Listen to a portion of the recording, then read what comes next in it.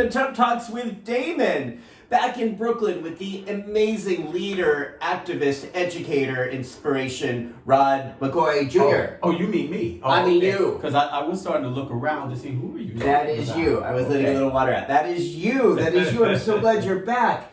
It's so glad to be back. Good to see you back. Have you back, and even though it's only been about 6 months since we last did one of these interviews, there is so much that has gone on. It feels like much longer, which is why I wanted to ask you back. Appreciate to get some of your thoughts and perspectives and ideas about some of the things happening in the world and some of the turbulence we're facing in the new year. Oh God. Now, before we answer that, though. Okay. Yes. Mr. Rod McCoy Jr. Yes, that's me. What do you like most right now about your body? About my body. This is not the first time you've asked me that in or outside the tub. Ever. But I'm gonna say so far right now, my answer is consistent. Do like my chest, do like my arms. Yeah. And as always, you always want me to show it off. Yeah. So here we go. Here we go. My armpits. And tell them why you like your arms. Why you have been really feeling good about your arms. And your muscles. I think because I have been working out more. Now, I will admit, we're filming this around the time of Thanksgiving. Mm-hmm. So I think like most people during the holidays, my workouts kind of slack off. But before the holidays, I've been more consistent with it. And I like the tone. I like the size of it. I think they nicely, a lot of people think you gotta have big guns. And I'm like, no, you don't. I like their tone. I want to tone them up a little bit more, but I like the tone that they are now. I like the size that they are. And I feel like, when I do like this and I can't put my hands around them, it's like, okay, you're doing some things. Right, I can't either. I'm doing some things with this. Those are big, you're right, I can't.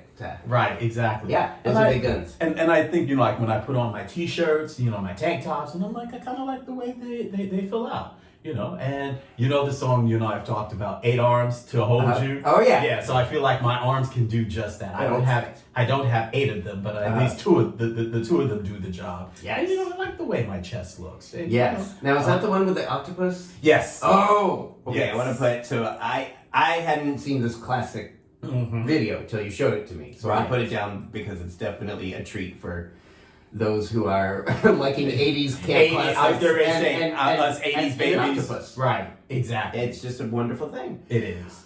Well, hi. Yes. I'm so glad to hear that. And I know people have been asking and wanted to follow up as well, because last time we spoke about 6 months ago. Yes. You talked in great detail about some of the physical and emotional challenges of surviving a major heart attack. Right. How are you in that respect? I'm gonna say better. As of my last my last cardiac visit, I was what they call stable, which is a good thing, because the last thing you want, like almost a couple of months out, is to be digressing or worsening. So the fact that I was stable was a good sign. Doc put me on Jardiance, which is meant to now. It's funny because most people think of Jardiance and it is a diabetes medication, but one of the side effects of it is that there are 2 side effects. One, that it helps strengthen the heart, and that's the reason why I'm on it right now. The other thing is that it can help with weight loss. So when he said weight loss, I was like, sign me up. Because, I want to lose some pounds, not a whole lot, but I want to lose some pounds. It's good to be able to fit into one's clothes again. So physically, now I do have to make a follow-up appointment. So I'm anticipating actually that I'll probably hear good news. I think emotionally, I'm still healing. There are still moments where I remember that day. So there are times where I do get nervous. And because I also deal with acid reflux. So there are times that I'll feel the pressure in my chest and I'll start panicking and I'll start getting emotional. And then all of a sudden when I start belching and it starts subsiding, then it's like, oh, okay, that's what that was. So I have those moments, and you know what? I've decided I'm not going to be ashamed to say that's part of the process too. I think when you have something traumatic like that, it is helpful to admit where you are, and I think that plays into what we wanted to talk about in terms of the results of the election. I'm still healing. And I mean that in a good way, physically, and I would say mentally and emotionally.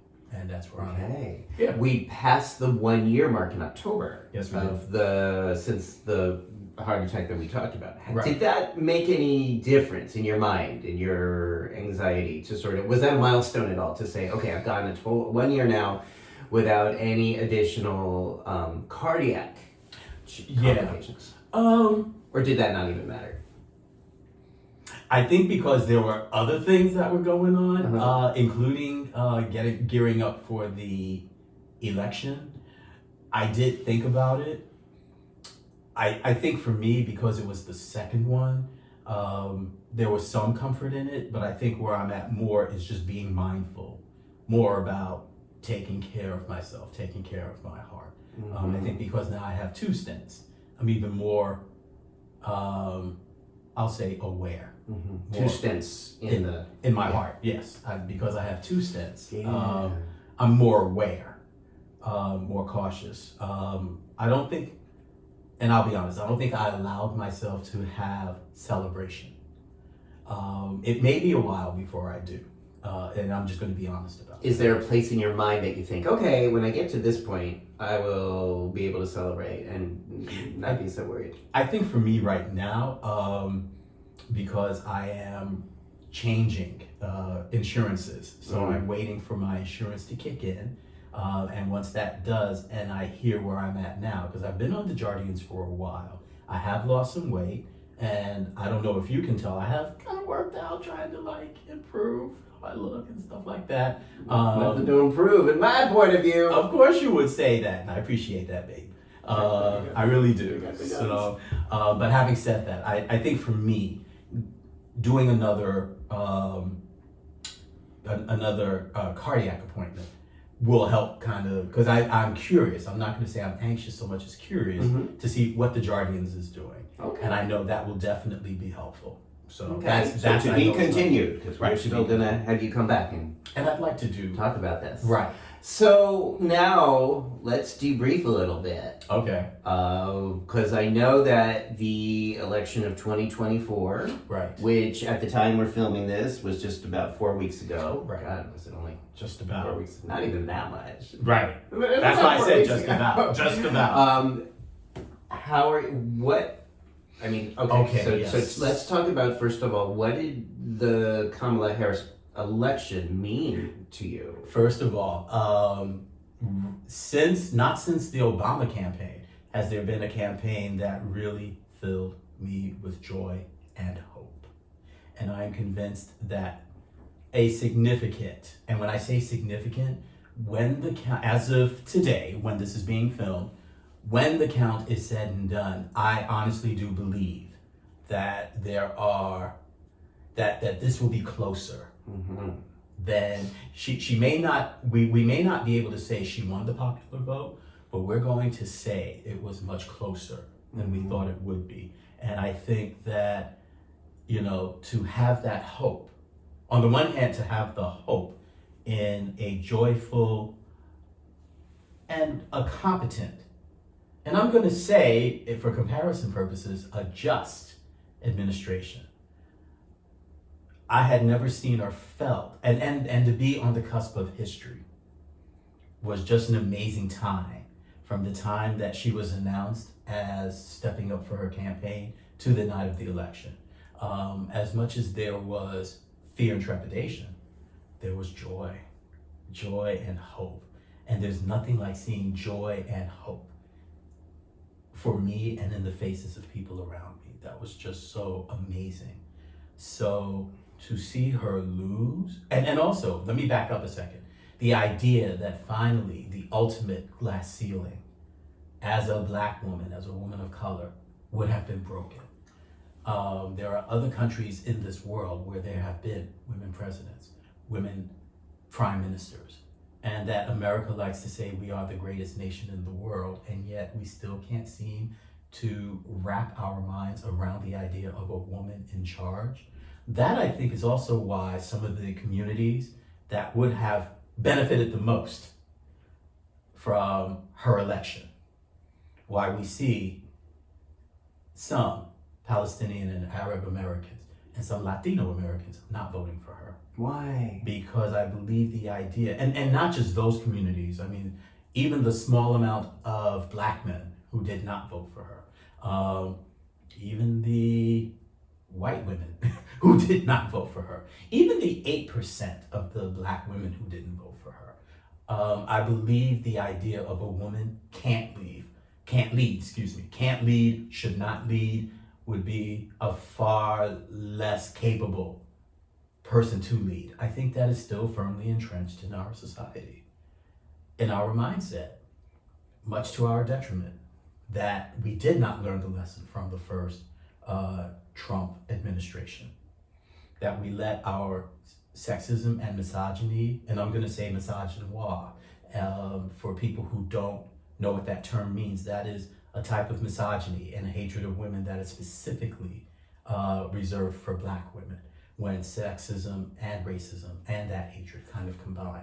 I think we saw it in full force.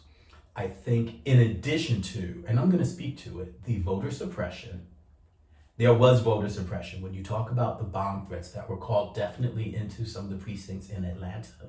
And I believe there were other reports of other bomb threats in other polling areas across the nation, particularly in the swing states. That's voter suppression. That's voter interference, that some of those operatives, some of those calls came from, originated from Russia. So you're talking then election interference. That was a factor in terms of the loss, and I don't think we should minimize that. The fact that there are some concerns that votes have not been counted. And I would urge anyone, if you're looking at this and you're not sure that your vote was or was not counted, look it up and make sure that website. The link is right down below. Right. It's at vote.org, track your ballot. It's really important. It may not change the outcome, but it's really important everyone verify that their vote was actually counted. That's important for the data. That's going to be important in the midterms to understand on a system level how frequently that happens. Yes. And I want to get back to that because I do want to talk a little bit later about resistance. And we're getting there.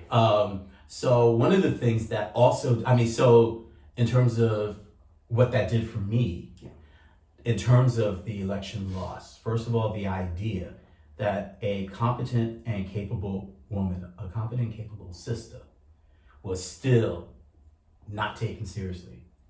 Because and in addition to what I talked about in terms of the voter suppression, votes not being counted, even some questions that have been raised about, again, election interference in terms of questioning some of the machines that were used. Those are factors. However, I think what also played into those things is the fact that more people did. I believe after all is said and done, we will see that maybe more people did vote for Trump,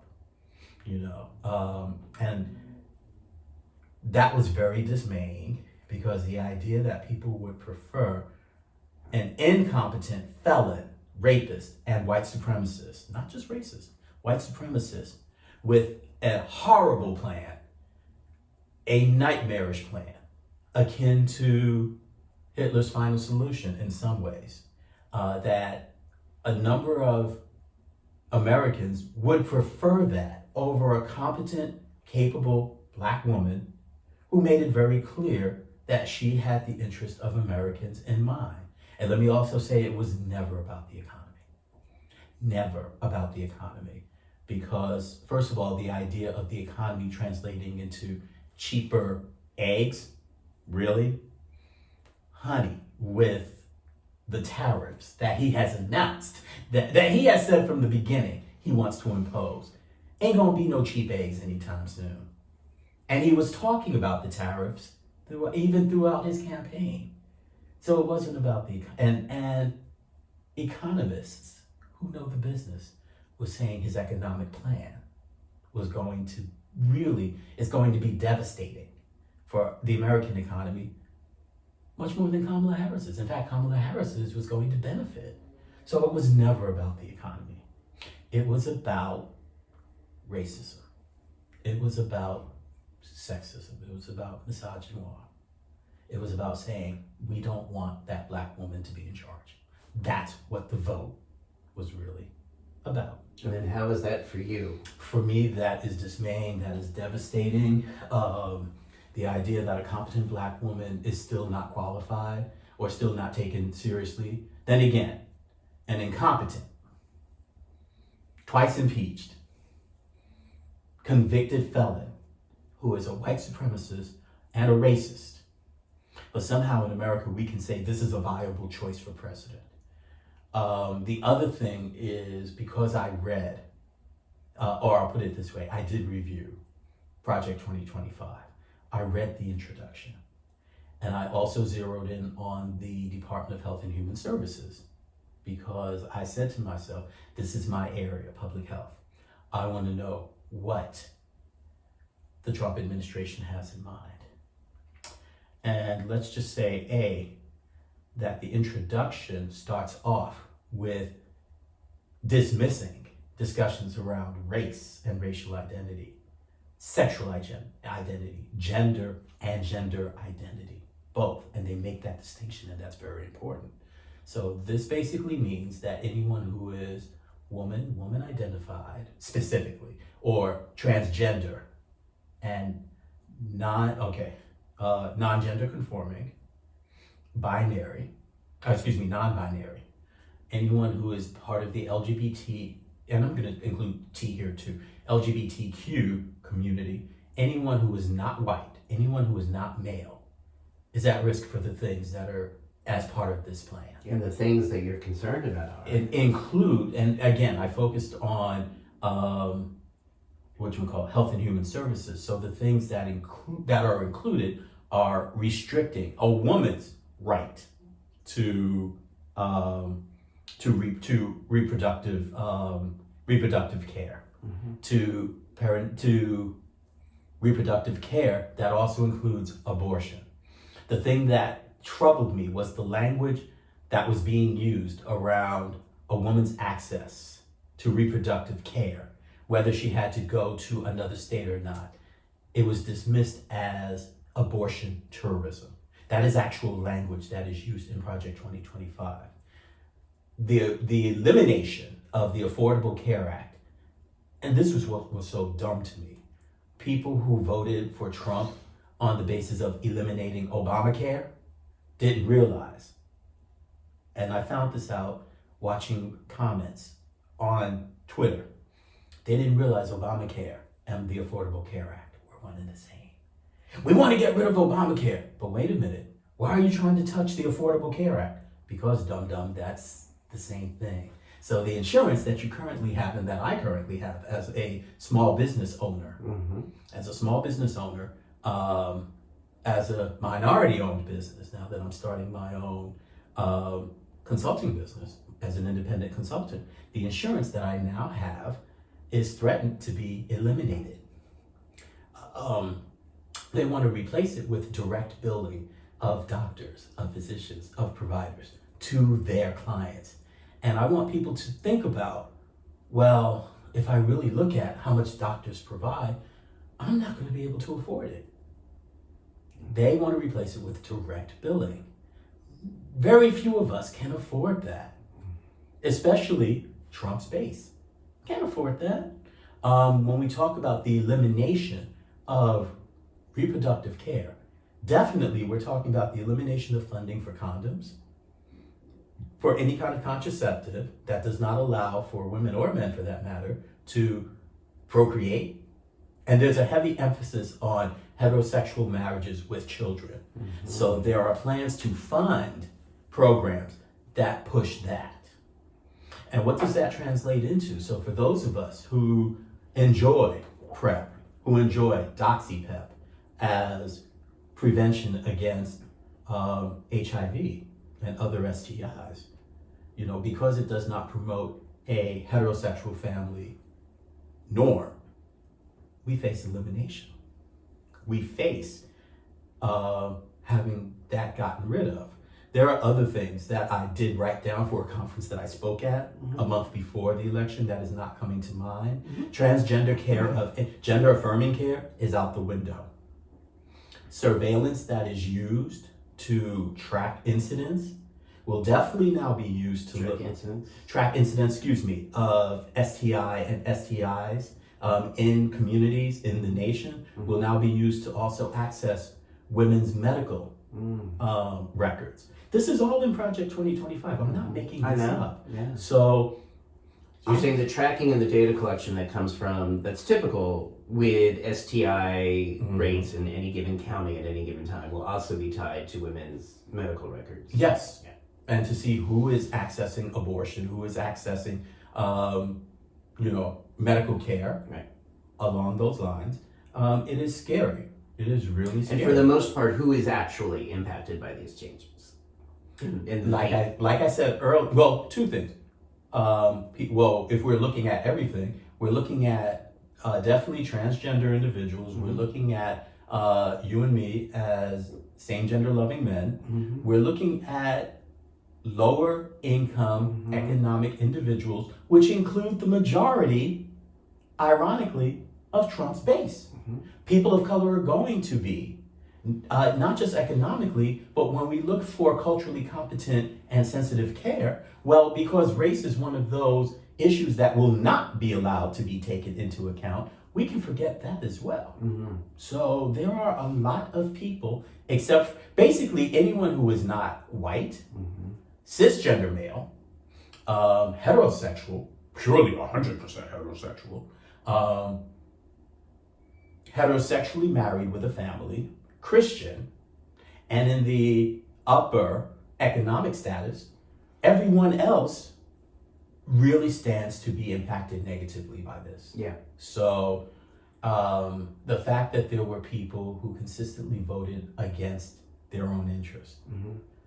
Yeah. The fact that the majority of people, and I'm going to say this, I believe the majority of people who heard, and I believe this was deliberate, over 900 pages, chose to not read it.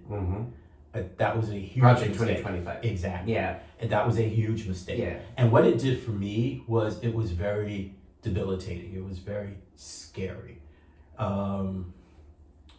Remembering what happened, and there are too many parallels, and rightfully so, about like what the Trump administration the second time around is promising, and looking at the parallels between that and the what was I going to say? And basically Hitler's regime. The idea of concentration camps for people who are Latino, for people who are of Middle Eastern descent. I'm going to also say because, and again, being older, and as a shameless promo, my friend Daddy Rob and I in our podcast, Listen to Daddy, we have our own episode. And one of the things is, as with all Listen to Daddy episodes, it's about from the point of view of older gay, right down below. Right, older gay men. It's a great show. Thank you. Yeah. We talked about what it meant for us as older gay men. Yeah. And I remember during the AIDS crisis, and by the way, there is no mention of HIV funding. I believe there is mention of eliminating Ryan White funding. But you are genuinely concerned, and I'm asking this. I'm trying to bring it because back I know to that. people watching this would ask, wait, you're saying, some people are going to cite to you, wait, you're actually concerned that in the United States, in the 2020s, that we could be facing concentration camps, government-sanctioned genocide. Think of it this way. This is the 21st. Yes. I mean, I'm saying that, but I want to hear I'm saying that too for two reasons. I'm scared about that too. Yeah, there are two things that I'm concerned about. One, the camps that we have at the border, to hear some of the things that were coming out during the first Trump administration, particularly for immigrants coming in and the separation of children from their families. The reports that were coming out about what was happening in those detainee camps, one is akin to that, or has some parallels, some similarities to that. Number two, this is the 21st century that we're new in, but in the 20th century, it's funny that you mentioned But the that. 2020s. Right. The decade. Okay. I was referring to the decade. Because it wasn't too long ago in the 20th century that there were detainment camps for Asian Americans during World War II. I also remember at the height of the HIV, what we now call the HIV epidemic, there was talks of camps, detainment quarantines, quarantine camps for people who had HIV. Yes. There is no reason for me to think, given how extreme some of the people in the far right are, that these things cannot, and especially if they seriously are talking about mass deportations, there is no reason for us to think that there won't be these kind of detainments. So yes, I am scared. The open conversations he has had about prosecuting, persecuting, going after political enemies. Trump has spoken this during his campaign. Yeah. Someone like me who is speaking up and saying this is not right, who is to say that, again, as someone who is Black, as someone who is HIV positive and openly gay, who is to say that I may not make that list? Who is to say that I may not be subject to a detainment camp, which is a nicer way of probably saying concentration camp. But who's to say that I would not be subject to that? Who is to say that you would not be? Well, yeah, being outspoken and having your 2025 Let's Protect 2025 website. Right. You know, who's to say? Which is referral to something I was trying to do during the campaign to protect 2025. Right. Which didn't. Well, but that's a whole nother story. Yeah.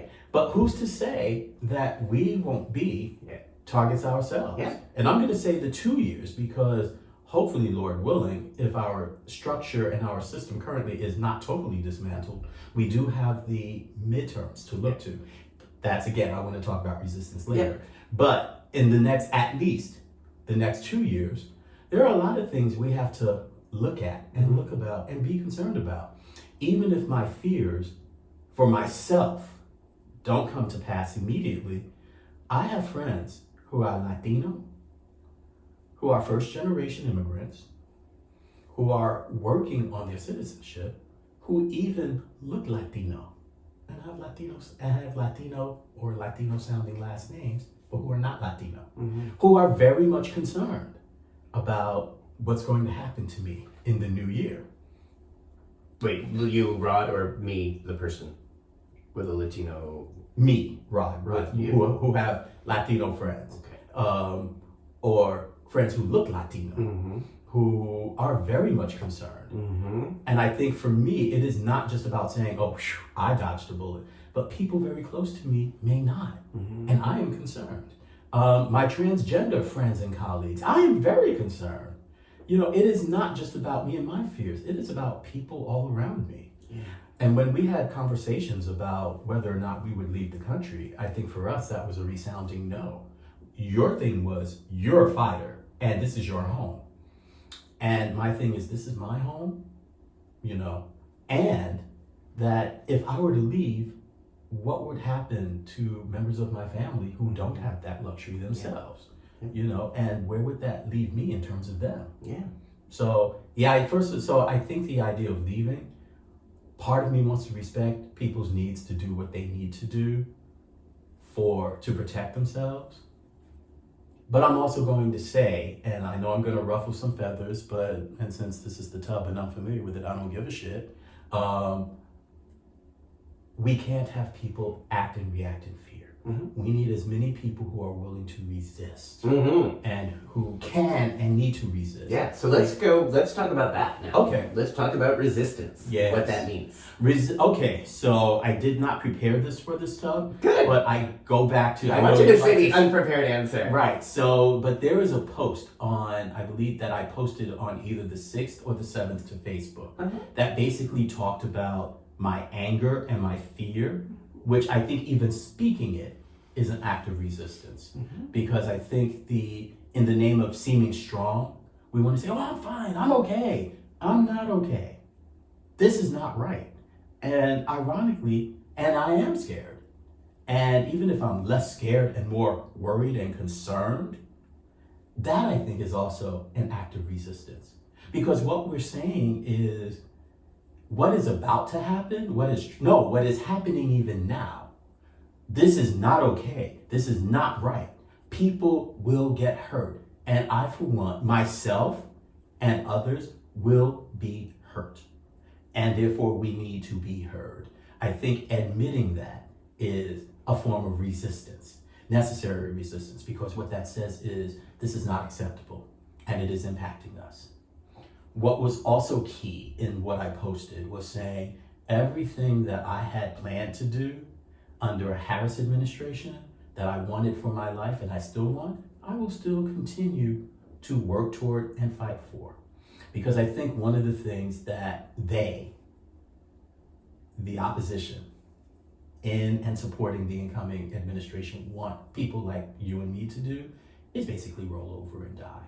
Roll over and say, we will take whatever you give us. That is not who I am. That is not who we are.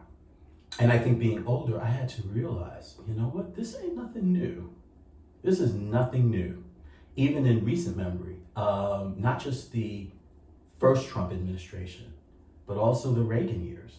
You know, when we had to have ACT UP, when I believe it was during or shortly after the Reagan years when we had the Helms Amendment, Senator Jesse Helms, the senator from North Carolina, who did everything in his power in the name of fighting obscenity to really hamper any sex positive and sex affirming work around HIV prevention and STI prevention, where we could talk honestly and openly about sex and what we do in no uncertain terms to get people to understand, hey, there is something that is threatening our sexual lives, our actual lives. We've been here before. The fight in the first Trump administration around Obamacare, around the Affordable Care Act, which again is the same thing.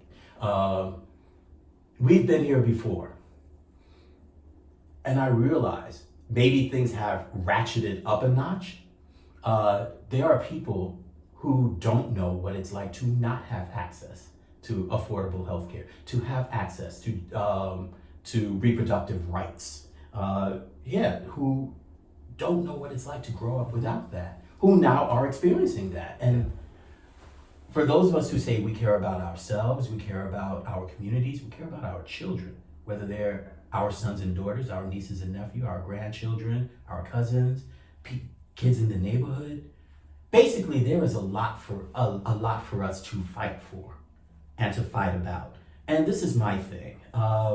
Resistance is what is going to be key. We're seeing flashes of it right now in terms of the opposition, even from some of the Senate Republicans against Donald Trump's nominees for cabinet, from his attempt to have his cabinet accepted during a recess, which Democrats and some Republicans are fighting. And I'm like, we need to pay attention to this.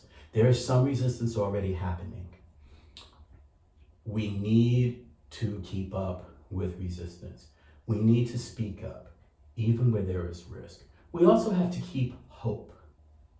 So that was one of my questions. Right. And I would say hope on a personal level, there are some things that, again, with my own business, there are some projects that I know I have been starting to talk with other organizations about doing that. I know well, first of all, in any change of administration, there's always going to be a question of, will the funding still be there? Mm-hmm. And I think even more so with the Trump administration, there's questions of, will that funding still be here? Mm-hmm. I would rather people not give up and say, oh, of course it won't be there. Oh, we shouldn't even try. No, keep at it, keep doing it. And it was something a pastor friend of mine told me when she was counseling me on some things. And she said, let them tell you no.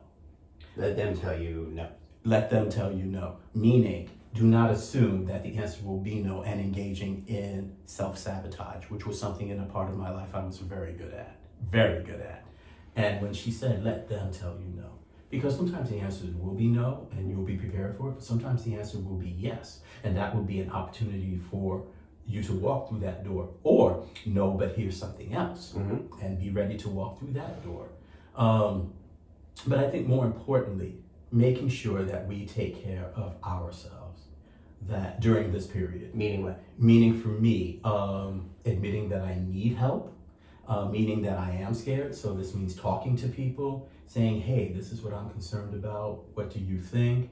It also means, well, let's start simple. And funny, sitting in the tub and just feeling so good about it and thinking, I've not sat in the tub in a while.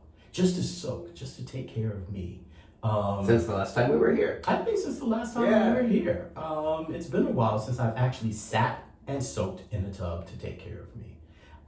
Last week I saw this wonderful video of this person giving their dog a full spa day that looked so wonderful. And I saw that video around 3 times. I was like, that dog is living the life. And I looked again and then I said, that dog is living better than I am. So the idea of, well, why can't I pamper myself? Why can't I still, like get spa treatments? Even one of my good friends who I told you about said to me, Rod, when was the last time you had a massage? And I was like, ooh, oh my. Especially for those of us who are activists, who will be fighting, we have to do the physical care. We have to do the mental health care. The diet and exercise. And again, with the holidays, I did let it go. As you know, I was like Elsa, let it go, let it go. Well, but socializing, seeing people, eating food, it can be a form of self-care and pleasure. And not only and there's no but here, and we did talk about how socializing with our friends, enjoying meals, was very pleasurable, was very therapeutic, and very fulfilling. So, and a few other things that you and I did, but and we'll just leave that to y'all imagination. But yeah, that sense of pleasure, that even when we may have governments telling us we don't have the right to exist, and literally, when you read such language that we will not discuss race, or racial identity, and this is in Project 2025, we will not discuss gender or gender identity. We will not discuss sexual identity because it is harmful to the discourse of this nation. When you have Donald Trump actually talking about and using the word reparations for white people who have been damaged and harmed by these discussions. In other words, basically appeasing the people who were butthurt by Reverend Jasmine Crockett's fiery truth-telling. And this goes back to the whole thing around resistance, around saying this is not acceptable. So it's joy, and the whole thing around joyful resistance. It's not always going to be joyful, but I think what has to happen, I would say necessary resistance. And the resistance around speaking up, speaking the truth, it also means defiantly taking care of ourselves in any way, shape, or form that we need to. Taking care of ourselves in a way, socializing, exercising, eating more healthy, getting more sleep.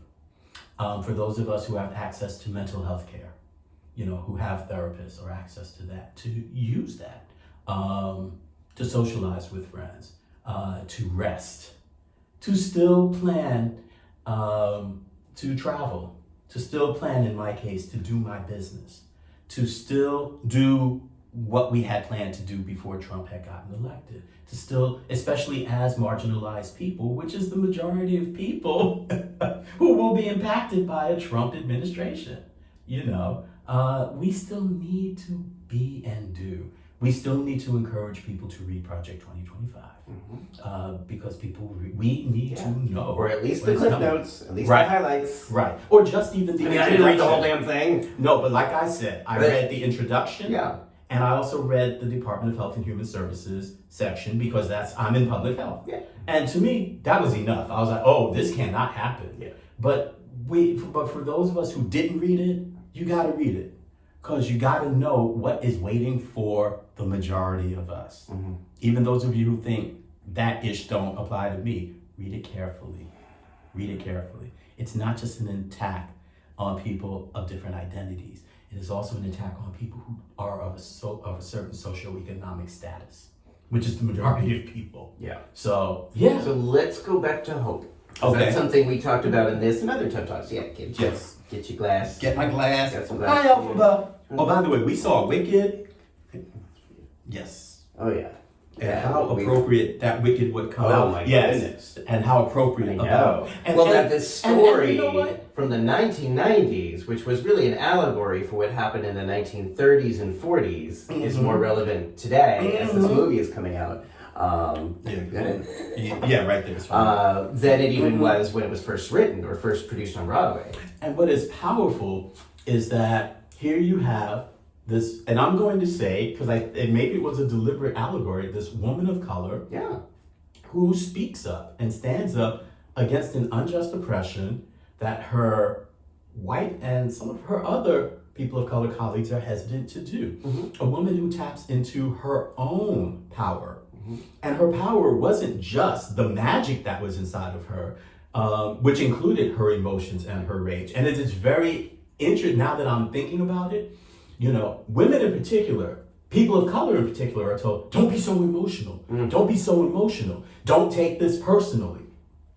And yet it was when she expressed her emotion, particularly her anger, her rage, her sense, and I'm talking about Elphaba, her sense of righteous indignation. Anytime she expressed her emotions, her fear even, is when her power came out. Yeah. When her power manifested. And when magic was able to use her. When she fully expressed how she felt. She tapped into a power that no one else had. And her power was not just, and this is what I said to you, her power was not just magic. Her power, and she understood speaking up. When she, when her class is faced with, spoiler alert maybe, with a living example of what the persecution of the animals meant and what it actually looked like. What she said was, are we just going to sit here? There was no mention of magic, not at that point in the movie. But for her, it could have just been, let's speak up. Let's say this is not right. She knew, even deep down, and probably because of everything she had gone through, she knew what it was like to be unjustly persecuted. Right. So that line in that movie, which really stood out to me, which is such an important thing now, especially now, it's such an important part of the story, but especially today. Are we just going to sit here quietly and watch people we love, people we know, be detained in whatever euphemism they use for concentration camps and genocide, but whatever words they use for that, are we going to sit by quietly and watch that happen? And I hope the answer is no. Yeah. So... And then what? And I don't know this. I really don't know what we do instead right now. So one of the things that is important to me is my presence on social media. Mm-hmm. And I have a presence on Facebook, on Instagram, and now on Blue Sky, because I will leave Twitter. Okay. So you're doing the Blue Sky thing? I'm going to do the Blue Sky thing. Okay, I'm probably going to join you soon. I haven't yet, but I will soon. Right. Okay. Because I want a positive space where I can express my concerns, I can express my ideas. Being vocal and joining you in the tub to talk about these issues, using my own show with Daddy Rob, Listen to Daddy, about talking about these issues. Yeah. When I speak on Monday, and at the time of this taping, we are heading into World AIDS Day, which is every December 1st. So I will be speaking at a community event. And I will talk about Project 2025, and I will talk about awareness. I've been asked to talk about awareness. And I will talk about wellness as resistance. Yeah. So I think being able to speak up and to speak out, if I also decide to join protests, to join rallies, that's another thing to say, I oppose this. This is not right. So the other thing that I'm also weighing, and I want to have everyone else think about this too, first of all, we have to be active. We have to do something. But what does that mean? What that means is any opportunity that we have to say this is wrong, or to say I'm opposed to this, that we take it. Whether it means using our social media platforms. And people who say to you, Rod, I feel like I've tried it and it didn't work. That's exactly what they want us to do. Right. They want us to give up. I'm telling you, that's what they want. And the biggest act of resistance we can do is to not give up. Because trust me, I was at the give up on November 5th. And there was just something about waking up on the 6th and just saying, I can't give up. I can't give up. You know? So speaking, social media, protesting. Yes. How about these conversations with family members over the dinner table? With family members, also calling your congressperson.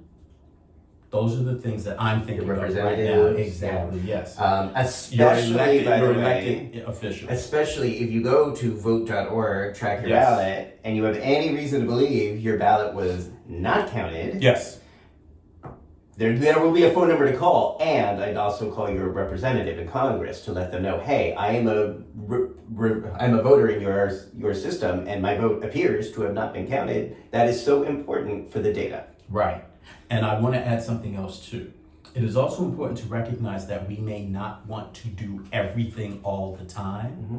I think as human beings, we may hit a threshold, and that's where the self-care comes in. When we step back and say, I'm willing to do this, I am afraid to, I can't, I'm not able to do this. Yeah. To step back also to say, I can't do this, so I will take care of me. I will rest.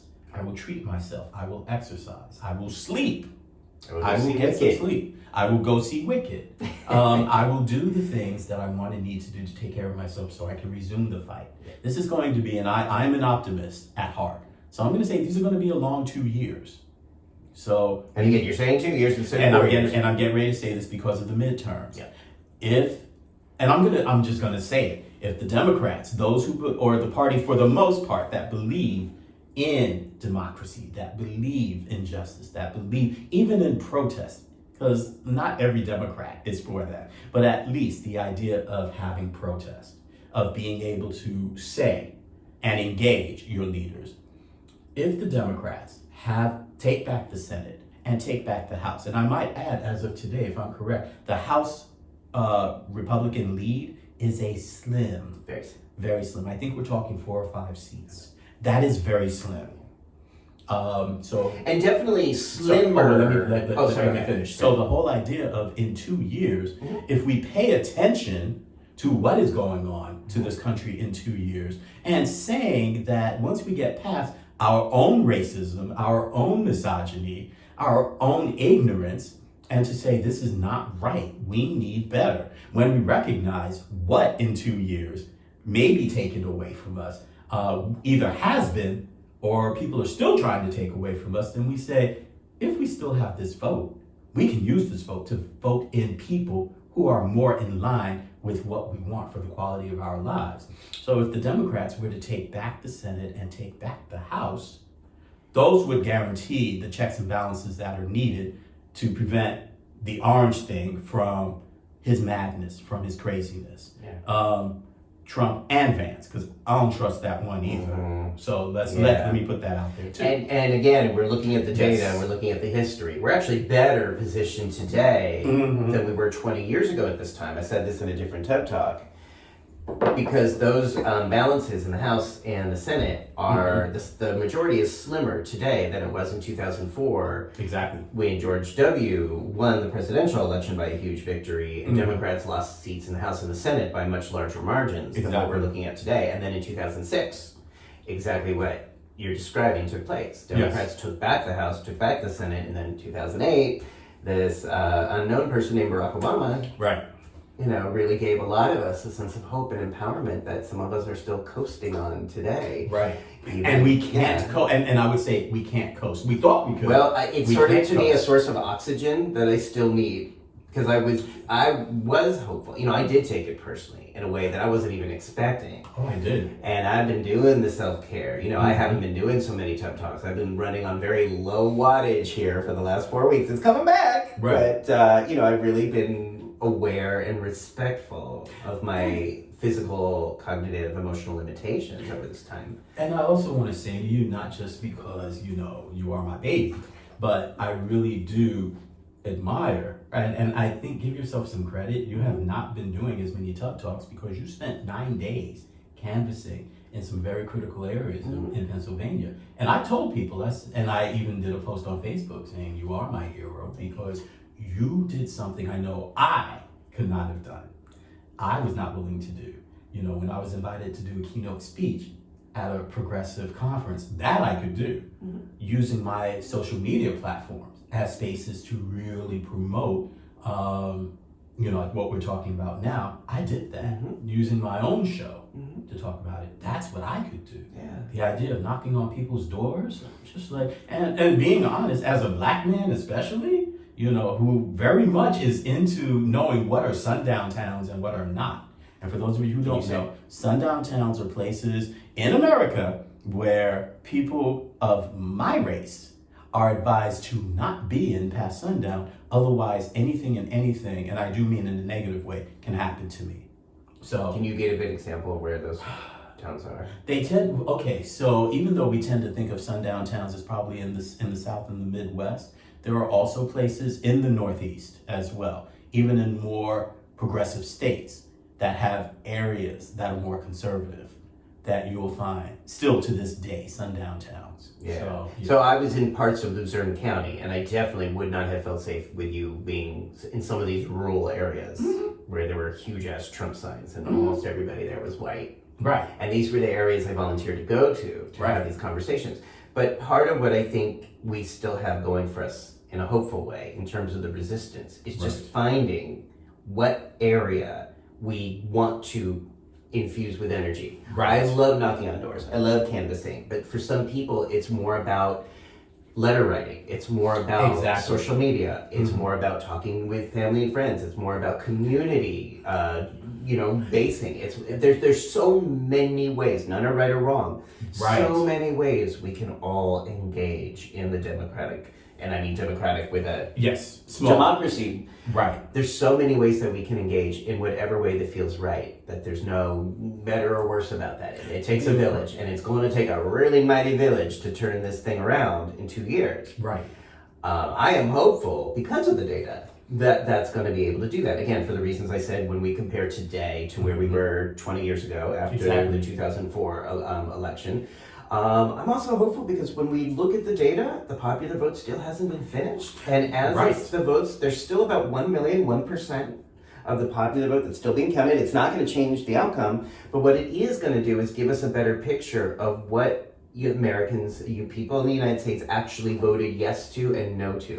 And when we look at that, not the electoral college, but the popular vote, Kamala Harris's margin has gotten larger and larger and larger, I believe. As her margin has gotten... Of her victory. Yes. Of the amount of people who voted for her. Right.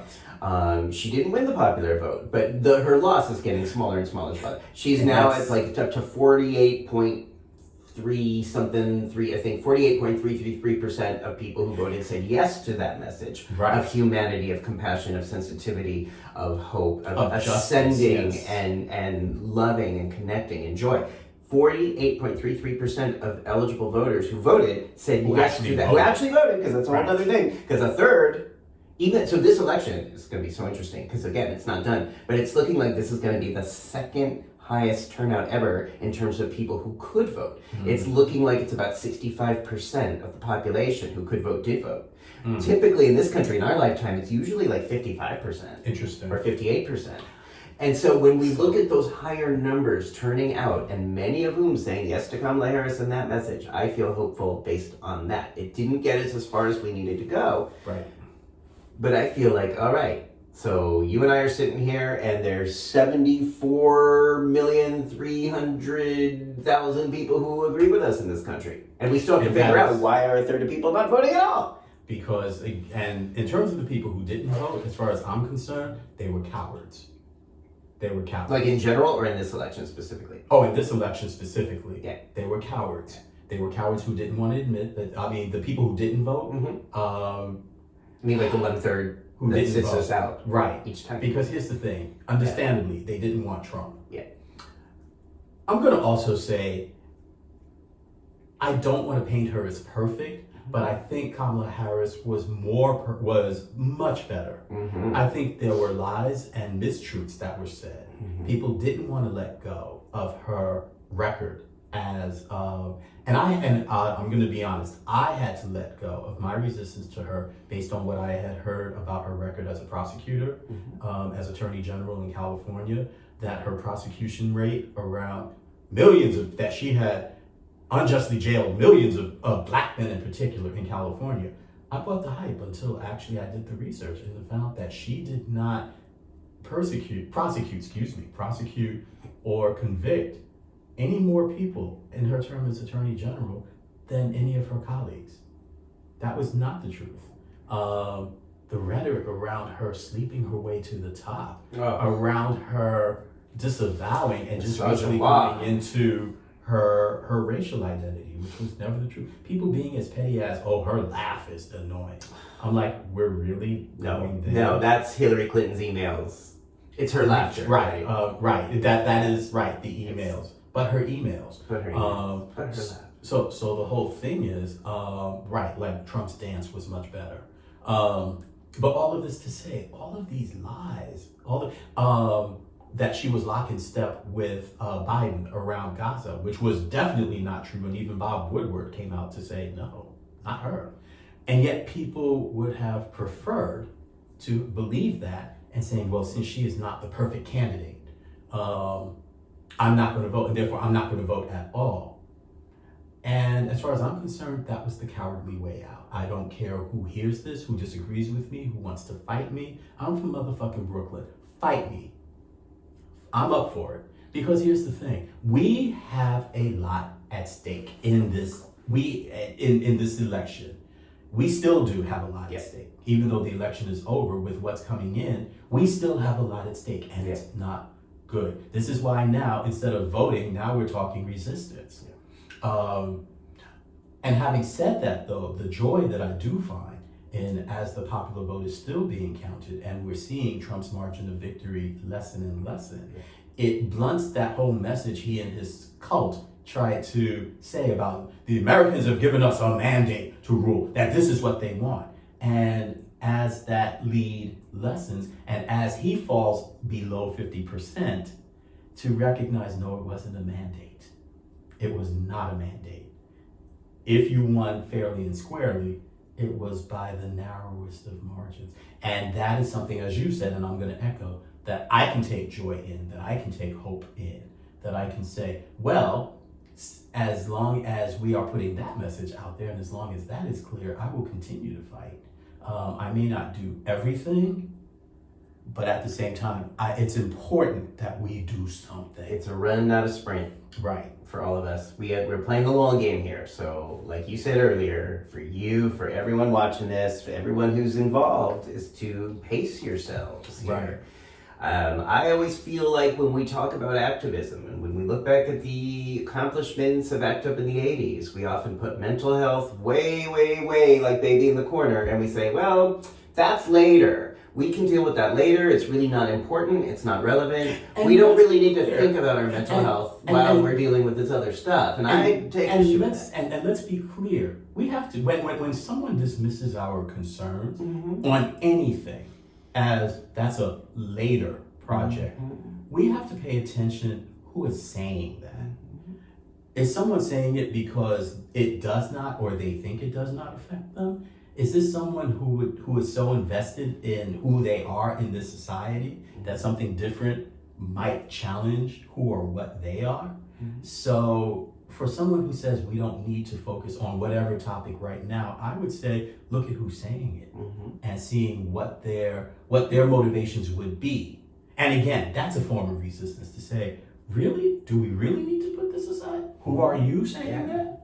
And that's the kind of activism, that's the kind of engagement, that's just the kind of thought that we need to have in this day and age to say, no, I need to be really critical, especially in this rise of white supremacy, white Christian nationalism, and all of this ugliness, that we have to be that level of critical, period. Question what is coming from the Trump administration and the allies. Question who is doing what, and really being critical around everything. Paying attention to when something that I need, like insurance, that if there's a threat around it being taken away, I have to, in my case, as someone who's HIV positive, I have to pay attention to the AIDS drugs assistance programs and whether they're being funded, defunded, taken away, stripped away. Health insurance like available through the marketplace, which is where I currently get mine. Again, and I have to say this, as a small business owner and operator, I am the American dream. Someone who steps out to start their business, to start their own thing. I am the American dream, but because I am part of the larger percent where people who are marginalized doing this, you have someone in power who would seek to strip away the things that I would need so that I would no longer being business, being able to do what I need to do for myself. Yeah. And that is something all of us, whether we have our own businesses, whether we have families of any type.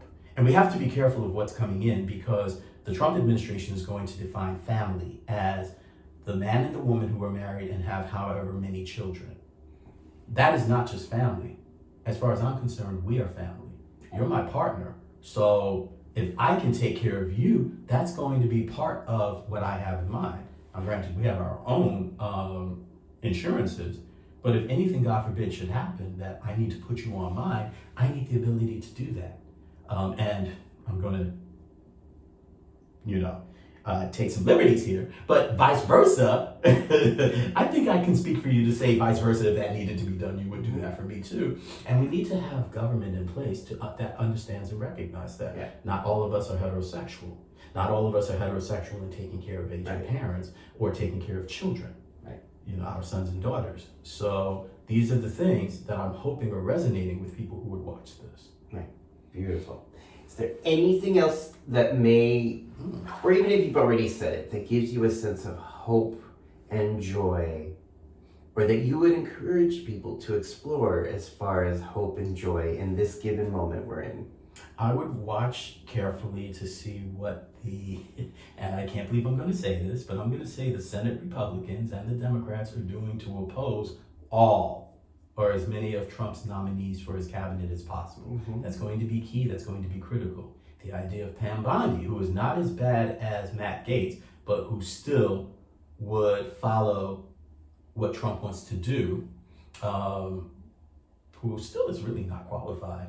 Pam Bondi, we need to pay attention. RFK Jr., the idea of him being head of Health and Human Services, right. We need to pay attention in terms of what's going on with his cabinet. But what gives us, who are sitting here watching this and experiencing all this, who don't really play a direct role in the confirmation process. Oh, so are you anything else for us? So are we talking about more on a micro level? Micro level. Oh, for those watching this. Why did you say so?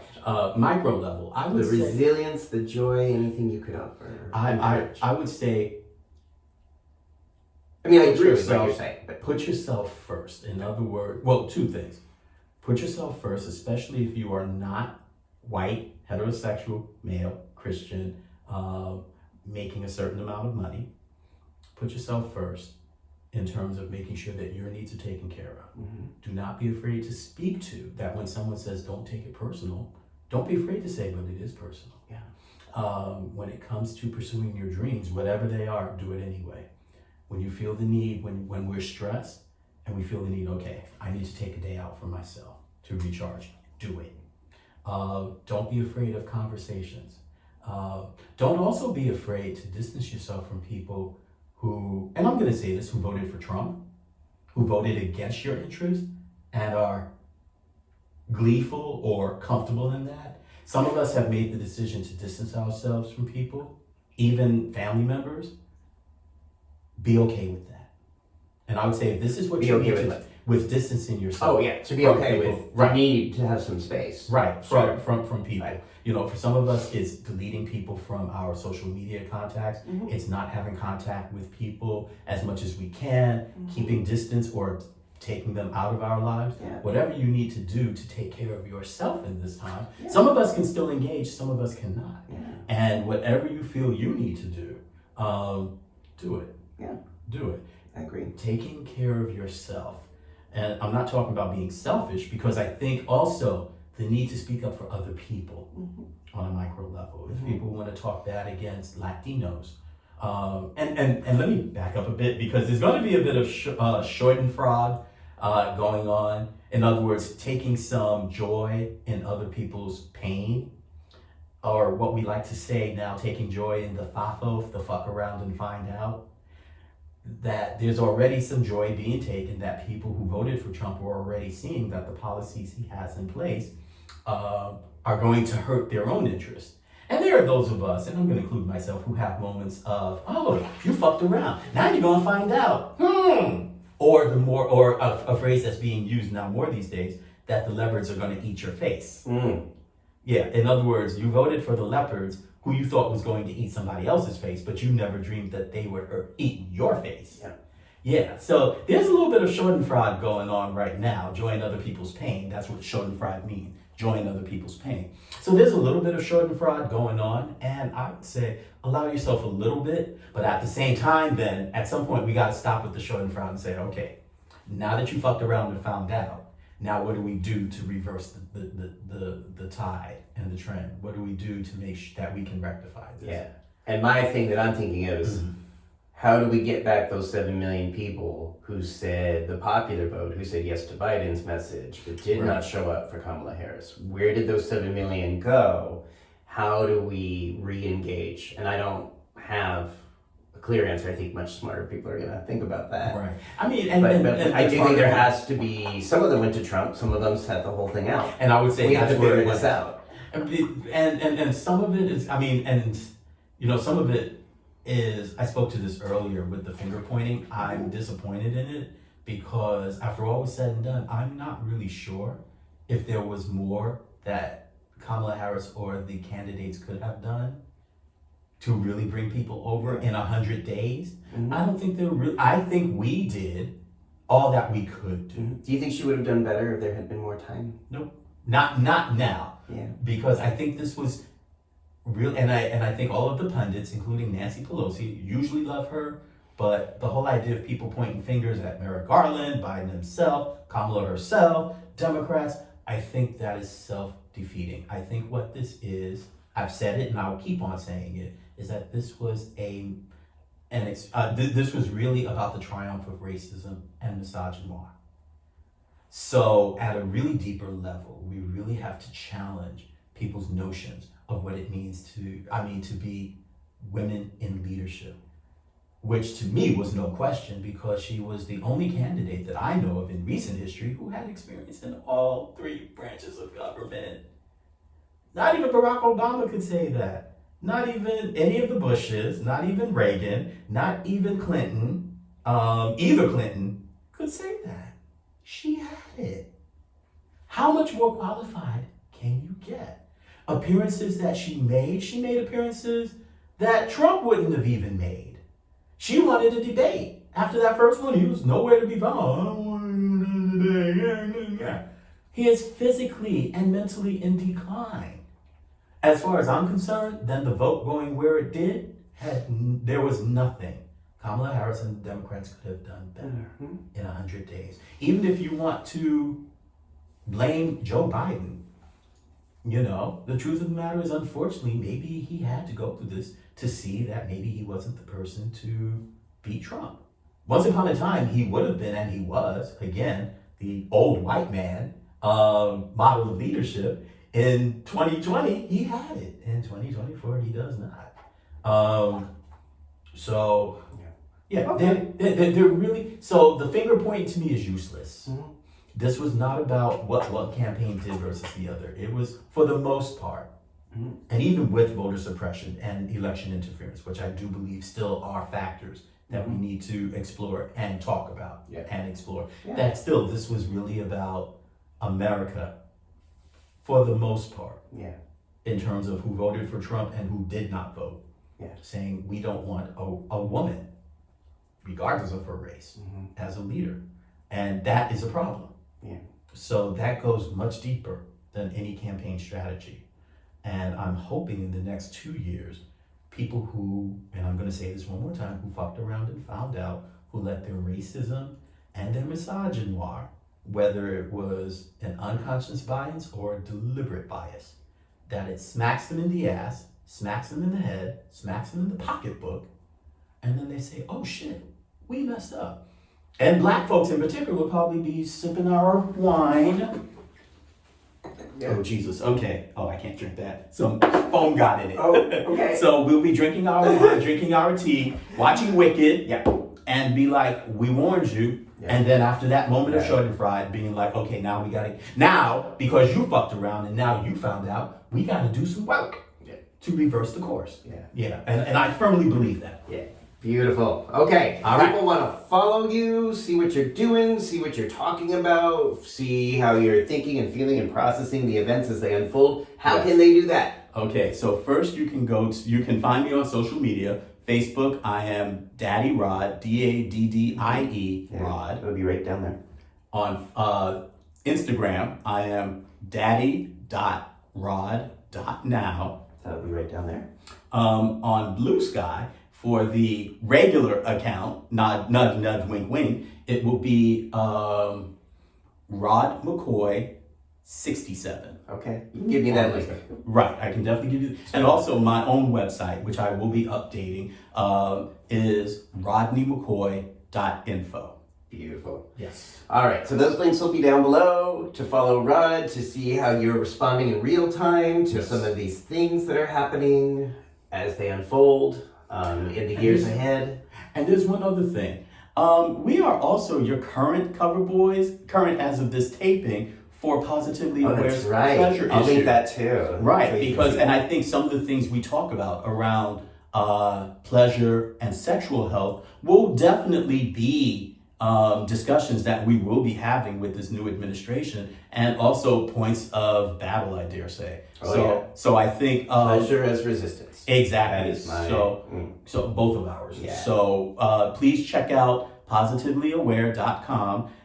Look for our issue. Right. Look for our issue, and you can still see more about us. Yes. Yeah, and pleasure is resistance, because we did that before the election, but we sure did. It's still relevant, very relevant. And it's going to be more relevant now. Oh, yeah. Yeah. Oh, yeah. Okay, and if you like this interview, subscribe. There's about 160 of these interviews. Yes, there are. Again, there's been a little bit of a hiatus since the election, but I'm getting back in the tub, getting back in gear, and really interested in deepening some of the messages that people have talked about in the past. Understanding now in a deeper way how we apply power, purpose, and pleasure to the art of living in resistance during these difficult times.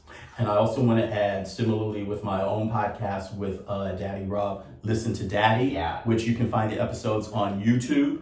And again, we talk about issues by, for, and about the point of view of older gay men. Yeah. And I think with a lot of the things that we will be facing, tuned also into our show, and Alphabet says, do that. Yeah. Alphabet says, defy the gravity. Yeah. And do what we need to do so we can fly. So, do it for Alphabet. Thanks for watching, everybody. Have a great day. Take care.